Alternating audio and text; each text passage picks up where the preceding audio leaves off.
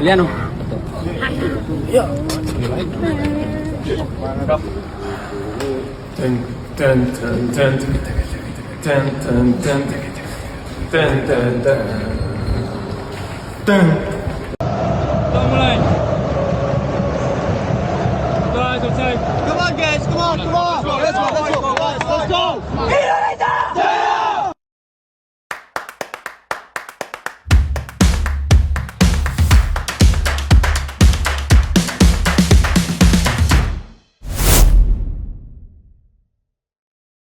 Assalamualaikum warahmatullahi wabarakatuh. Salam sehat, salam sejahtera untuk kita semua. Apa kabar teman-teman? Semoga teman-teman dalam keadaan baik, sehat selalu tentunya, dan tetap semangat untuk terus mengikuti informasi terbaru seputar sepak bola, khususnya timnas Indonesia. Jelang laga melawan Saudi Arabia nanti di Gelora Utama Senayan Jakarta, tepatnya di Gelora Bung Karno, Indonesia akan menjadi tuan rumah untuk menjamu skuad Elang Hijau Saudi Arabia. Laga yang pastinya ditunggu-tunggu oleh para fans Garuda, laga yang menjadi pertarungan hidup mati bagi timnas Indonesia, khususnya di kualifikasi ketiga Piala Dunia 2026 ini, karena Indonesia harus membutuhkan banyak poin lagi tentunya. Indonesia harus membutuhkan banyak kemenangan untuk mendapatkan poin yang bisa mengantarkan Indonesia ke posisi ketiga atau keempat kualifikasi Piala Dunia ini di grup C. Tentunya kita harus meladeni habis-habisan pemain Arab Saudi ini.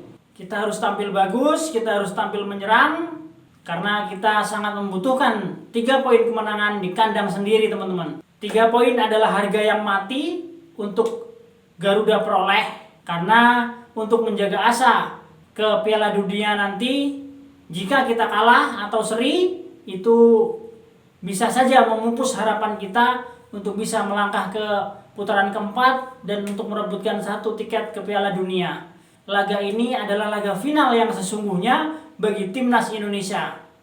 Di lini depan mungkin Eliano nanti bakal dimainkan karena sudah menjalani latihan dan tidak dicoret namanya. Mudah-mudahan tidak dicoret lagi namanya oleh kepala pelatih Sintayong, karena di 2 laga terakhir dia tidak dimainkan. Bahkan di laga melawan Jepang, jangankan dimainkan, di bangku cadangan pun tidak ada, namanya dicoret dari skuad timnas Indonesia. Sekarang bola panas berada di Sintayong, kepala pelatih timnas Indonesia. Mengapa nama Eliano tidak dimainkan dalam 2 laga terakhir? Apakah kualitas Eliano itu di bawah dari kualitas pemain-pemain Liga 1 Indonesia? Bahkan kita tahu sendiri, Eliano rela menjalani sumpah warga negara Indonesia untuk membela timnas Garuda. Dia yang saat ini bermain di Eredivisie. Eredivisie ini adalah liga terbaik di Belanda, Liga satunya Belanda. Kenapa dia tidak dimainkan di beberapa pertandingan terakhir? Malah seperti Hoki Caraka, Wikan dimainkan. Apakah kualitas Eliano di bawah mereka? Ini yang menjadi pertanyaan banyak orang, ini yang menjadi pertanyaan bagi fans Garuda, mengapa Eliano tidak dimainkan? Pernah sekali Eliano dimainkan, waktu itu bertemu dengan Bahrain, itu pun dimainkan di babak kedua, di posisi yang bukan posisi idealnya, teman-teman. Entah kenapa, mungkin kepala pelatih kita, Sintayong, mempunyai perhitungan tersendiri untuk memainkan pemainnya. Memang kita tidak boleh intervensi kepada pelatih karena itu haknya pelatih, tetapi kita boleh mengkritisi karena memang kita semua sayang kepada Garuda, sayang kepada timnas Indonesia, harus dikritisi. Dan semoga kepala pelatih Sintayong bisa memainkan Eliano kembali. Memang perjudian yang besar tentunya, bongkar pasang pemain, tetapi Sintayong dalam tekanan jika tidak memainkan Eliano. Jika nanti Sintayong menggunakan formasi 3-4-3, mungkin yang di depan itu bakal ada Eliano, Struijk, dan Ragnar. Dan di lini tengah kita bisa ada Tom Hai, Nathan, ada Evar Jenner. Kali ini Evar Jenner mestinya sudah bisa dimainkan karena kemarin akumulasi kartu sudah habis waktu melawan Jepang. Dan tanpa Evar Jenner lapangan tengah kita agak sedikit kedodoran. Seperti yang bisa kita lihat waktu melawan Jepang kita dibantai habis. Itu pun banyak juga terjadi blunder-blunder oleh para pemain kita sendiri. Bahkan di ruang ganti Pak Erick Thohir mengatakan kita harus introspeksi diri, kita harus bercermin diri agar kita bisa bangkit melawan Saudi nanti pada tanggal 19 November. Di lini pertahanan di belakang, jika Kevin Dick tidak dimainkan, di situ masih ada Bang Jai, kapten kesebelasan kita, ada Rizky Ridho, ada Jody Amat, lalu ada Justin Hubner. Bisalah dikombinasikan pemain-pemain belakang kita. Di kiri dan kanan, di kiri ada Verdong, ada Arhan, yang di kanan itu ada Walsh, bisa Eliano juga bisa naik turun. Ya tergantung situasi nanti gimana kepala pelatih Sintayong bakal menurunkan skuadnya. Sudah saatnya lah Indonesia bisa meraih kemenangan di laga ke-6 ini, match day ke-6, karena sisa laga tinggal 4 setelah Saudi Arabia ini, antara Bahrain dan Cina, serta Saudi Arabia dan Bahrain dan Cina, Australia dan Jepang. Untuk Australia dan Jepang kita melakukan laga away dan laga kandangnya yaitu dengan Bahrain dan Cina di bulan Maret. Mudah-mudahan penutup laga matchday ke-6 ini kita bisa meraih hasil maksimal, 3 poin penuh bisa kita raih. Karena kalau kita kalah, apalagi seri, sepertinya harapan Garuda untuk menatap Piala Dunia bisa saja pupus. Kita harus menang, kita harus bisa meraih poin penuh di kandang sendiri. Pastinya para supporter, pendukung setia timnas Garuda bakal memberikan support yang terbaiknya bagi timnas agar bisa meraih 3 poin. Jenderal lapangan hijau kita, Jai Inses, semoga bisa mengakomodir, mengkoordinir pasukannya untuk bisa melawan ketangguhan dari skuad elang hijau ini. Semangat terus Bang Jai. Mudah-mudahan kali ini Dewi Fortuna bakal berpihak kepada timnas Garuda. Tidak menutup kemungkinan kita bisa menang dan tidak menutup kemungkinan pula kita bisa kalah dengan Saudi Arabia. Kekalahan 4-0 melawan Jepang kemarin harus menjadi evaluasi bagi semua pihak, baik itu pelatih, pemain, dan semuanya. Karena kita sudah dibantai habis, poin di Cina yang harusnya kita dapat, kita tidak dapat poin juga.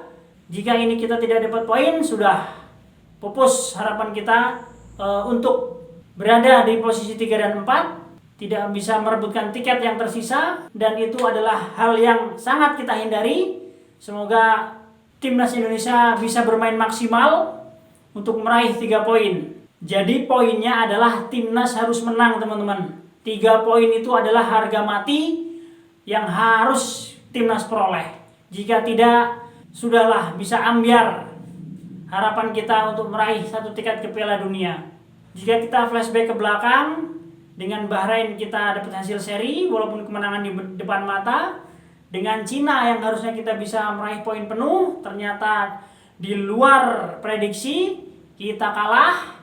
Dengan Jepang oke lah, kita dibantai 4-0. Memang level Jepang luar biasa, memang levelnya udah top Asia banget, dan sedangkan kita adalah tim yang sedang berkembang. Tetapi melawan Saudi Arabia kita harus bisa meraih poin penuh, karena di kandang Saudi kemarin kita bisa bermain imbang, bahkan kita mencetak gol lebih awal. Nah kali ini di kandang sendiri kita harus bisa meraih 3 poin. Bapak Ketum kita Erick Thohir pernah mengatakan kepada media bahwa akan saya evaluasi besar-besaran setelah laga melawan Saudi Arabia nanti.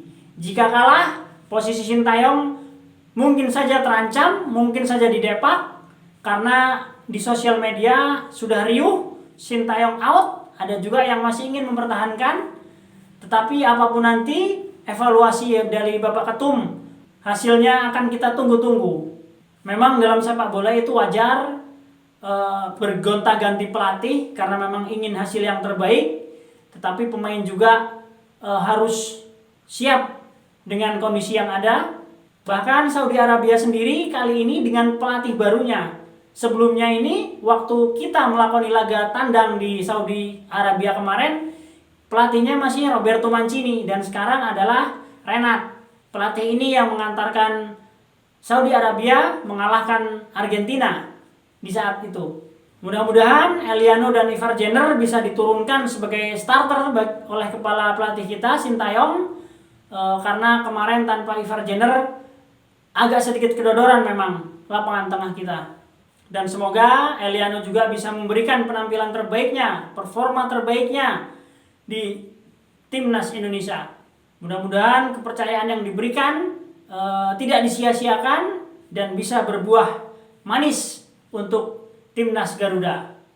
Harus diwaspadai memang pergerakan-pergerakan para pemain Saudi ini. Kita bisa lihat waktu Saudi ini melakoni laga tandangnya di Australia, luar biasa permainannya, sudah jauh berbeda. Kita harus tampil menyerang, tidak boleh bertahan terlalu lama karena kita ingin mendapatkan 3 poin maksimal tentunya. Ball position juga harus kita kuasai karena itu bisa membuat frustasi para pemain Saudi. Karena waktu melawan Australia kemarin ball position Saudi Arabia masih unggul, padahal Australia sendiri adalah tuan rumah. Ini yang kita waspadai tentunya. Para pemain kita juga harus mewaspadai bola-bola mati. Meminimalisir pelanggaran adalah salah satu cara untuk mengurangi shooting dari bola-bola mati oleh pemain Saudi ini. Cukup membahayakan memang, apalagi terjadi di sekitar kotak 16. Mudah-mudahan para pemain bisa tampil fit, bisa menunjukkan performa terbaiknya untuk meraih poin, bahkan untuk meraih 3 poin untuk laga kali ini. Di skuad tim Saudi Arabia sendiri sekarang dikombinasikan antara pemain muda dan pemain tuanya. Pemain tengahnya memang bagus, kanan kirinya juga oke. Para pemain Indonesia harus mewaspadai pemain-pemain tengah Saudi Arabia. Semoga sedikit informasi dari saya ini bermanfaat bagi rekan-rekan sekalian dan bisa dimengerti dengan baik oleh para pendengar. Doa dan harapan kita tentunya untuk timnas Indonesia lebih baik lagi, lebih menunjukkan performa terbaiknya untuk mengharumkan nama bangsa dan berbicara banyak di level-level internasional. Dukung terus timnas Indonesia tanpa kenal lelah dan tetap berjuang untuk Garuda. Saya Arsil Sidik, Papan Skor mengabarkan.